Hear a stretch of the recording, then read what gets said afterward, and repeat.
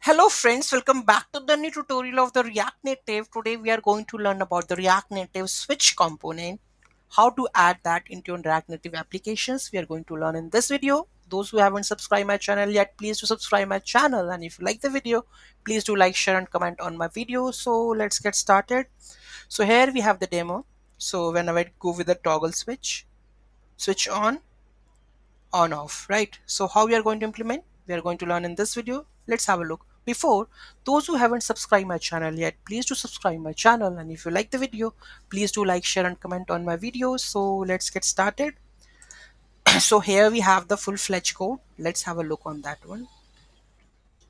Okay, so here we have the React and the use state from the React, view, text, switch and the style sheet from the React Native. Is a switch on or set switch on? Okay, by default it's false, and whenever we click on that, we make it true. Okay, so here we have the view part. So here we have view, and then we have a text, then we have a switch. Okay, track color, so which color you want to make.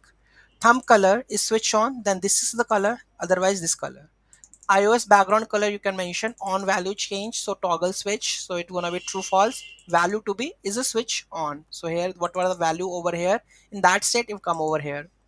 Okay, then we are showing the text that whether the switch is on or whether the switch is off, so we come to know about that one. Okay, then we have a style sheet, right?